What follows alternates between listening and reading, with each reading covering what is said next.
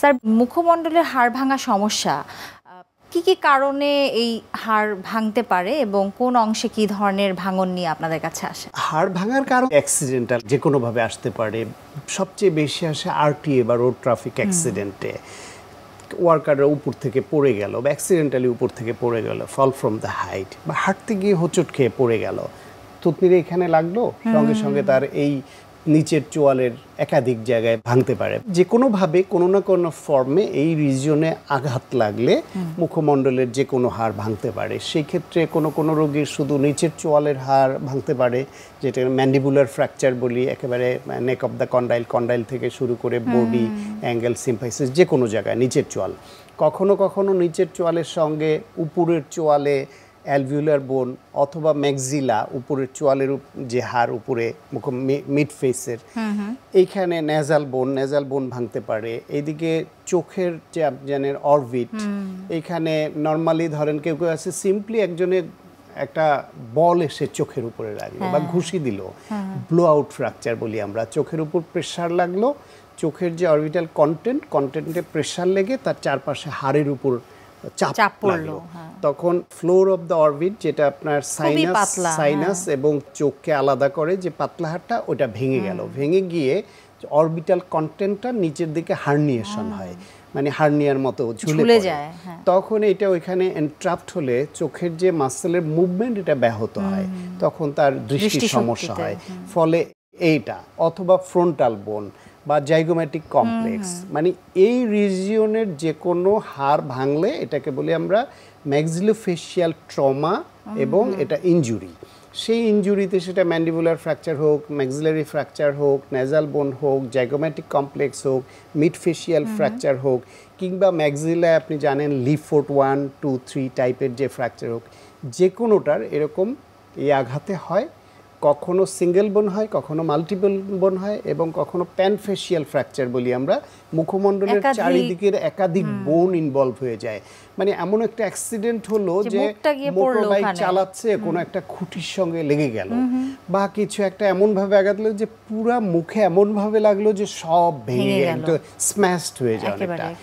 এগুলা সব চিকিৎসা করে একদম আগের পর্যায়ে তার স্কেলেটাল যে ফর্ম ছিল, যেই ফ্রেমওয়ার্ক ছিল, সেই পর্যায়ে নিয়ে আসতে হয় সার্জিক্যাল চিকিৎসার মাধ্যমে। স্যার, এই ধরনের ফ্র্যাকচারগুলো ওরা লাগাবার যে ব্যবস্থা, এক্ষেত্রে প্রক্রিয়াটি কি রকম? এটি কি হাত পায়ের হাড়ের মতোই কিনা?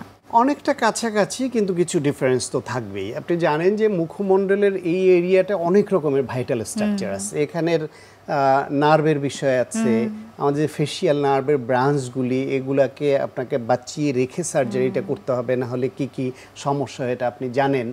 আমাদের কথা বলা, খাওয়া, চিবানো, ফেশিয়াল যে অ্যাস্থেসিস বা সৌন্দর্য, সব দিক মিলিয়ে তো এটা গুরুত্বপূর্ণ একটা জায়গা। আমাদের এখানে নাক আছে, নাকের যে শেপটা সেটা ঠিক রাখতে হবে। আপনার যে চোয়ালের হাড়ের উপরে যে দাঁত বসানো, সুতরাং এই দাঁতও তো আপনার খেতে চিবাতে ব্যবহার করতে হবে, সেটার কামড়টা ঠিক রাখা। চোখের আগেই বলেছি যে চারপাশের হাড় ভাঙলে সেটাকে আগের ফ্রেমওয়ার্কে না আনলে আপনার চোখের সমস্যা হচ্ছে। সুতরাং এখানে ভাইটাল স্ট্রাকচার অনেক বেশি বলে এর সার্জারির গুরুত্বটাও অনেক বেশি এবং একটু জটিল। আপনার ধরেন হাতের পায়ের হাড় আপনি টেনে অ্যালাইন করলেন, করে প্লাস্টার করলেন, অথবা লাগলে ওপেন করলেন, সেখানে সামান্য 19-20 হলেও রিমডেলিং হয়ে ঠিক হয়ে যেতে পারে, যদিও সেটা সঙ্গত না। কিন্তু মুখের বেলায় যেটা, এইখানে হচ্ছে গিয়ে আপনার উপরের দাঁত এবং নিচের দাঁত, চোয়ালের দাঁতটা মিলতে হবে। সামান্য এদিক ওদিক হলেও যদি দাঁতের কামড় ঠিক মতো না মিশে, প্রিম্যাচিউর কন্ট্যাক্ট হয় কোনো রিজিয়নে, তাহলে বাকি দাঁত ফাঁকা থাকবে, সে চিবিয়ে খেতে পারবে না। সুতরাং এটা খুব অ্যাকুরেসি মেনটেন করে প্রথমে আমরা দাঁতের কামড়টা মিলিয়ে ঠিক মতো আগের মতো ন্যাচারাল কন্ডিশনে এনে, তারপর নিচের চোয়াল, উপরের চোয়াল বা জাইগোম্যাটিক কমপ্লেক্স হোক বা যে কোনো বোন হোক, যেটা যেটা আছে সবগুলোকে আমরা যদি ক্লোজ রিডাকশনে করার সম্ভব হয় তাহলে ক্লোজ রিডাকশনে হলো। ক্লোজ রিডাকশনে মানে আবার ওই যে হাত পায়ের হাড়ের মতো যে প্লাস্টার করে রাখা, সেভাবে তো করার সুযোগ নেই, কিন্তু প্লাস্টার করতে পারবো না। ক্লোজ রিডাকশন মানে হলো দাঁতে দাঁতে যাতে কামড় লাগিয়ে এভাবে ইলাস্টিক দিয়ে উপরে আর্টস বার বা একটা হুক লাগিয়ে নিচের দাঁতে উপরের দাঁতে ইলাস্টিক দিয়ে কামড়টা এমনভাবে লাগিয়ে দিতে হবে যেটা না নড়ে এমনভাবে, এবং সেটা 4 থেকে 6 সপ্তাহ অ্যাডাল্টের বেলায়। এল্ডারলি পিপলদের বেলায় আরেকটু বেশি টাইম লাগে, এবং ছোট বাচ্চা হলে 10 থেকে 14 দিনে হাড় প্রাইমারিলি জোড়া লেগে যায়। সুতরাং এটা রিডাকশন করে ইমোবিলাইজ করে দেওয়া। কিন্তু যদি বেশি এমনভাবে ভেঙেছে যে এই ক্লোজ রিডাকশনে দাঁতে দাঁতে ওই রকম অ্যালাইনমেন্টে আনা যাচ্ছে না, অথবা এটার অনেক হাড় ভেঙেছে বিভিন্ন জায়গায়, তার শেপ চেঞ্জ হয়ে গেছে, তখন তো আমাদের ওপেন রিডাকশনে যেতেই হয়। অথবা জাইগোম্যাটিক কমপ্লেক্স, ইনফরভাইটাল বোন, ফ্রন্টাল বোন, নেজাল বোন, এগুলো তো অনেক সময় ওপেনে যেতে হচ্ছে।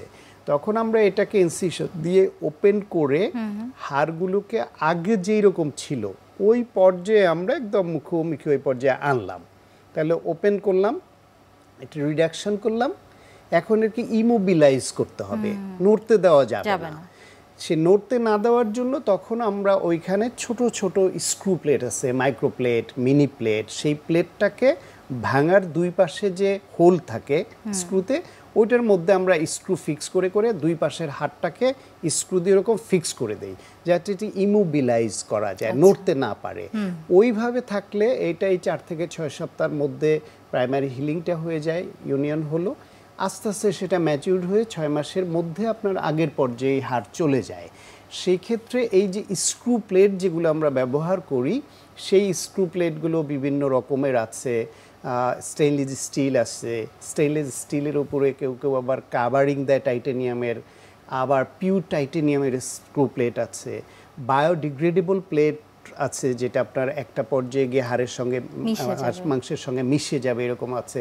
এই নানান পদ্ধতিতে করা হয়। মূল যে বিষয়টা সেটা হচ্ছে একজন মানুষকে তার যে ফেশিয়াল স্কেলেটনের যে আগের যে শেপটা ছিল, সেই অ্যানাটমিক্যাল স্ট্রাকচারে ওই রকম শেপে তাকে ফিরিয়ে আনা।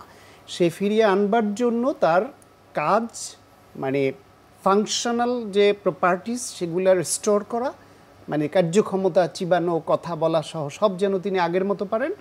আর একটা হচ্ছে তার সৌন্দর্য, যে মুখের যে অবয়বটা, এইটাকে আমরা দুই পাশের উপরে নিচে সব মিলিয়ে যেন আগের মতো পর্যায়ে নিয়ে আসতে পারি। সো যত বেশি আগের পর্যায়ে নিয়ে আসা যাবে তত বেশি সাকসেস। একেবারেই।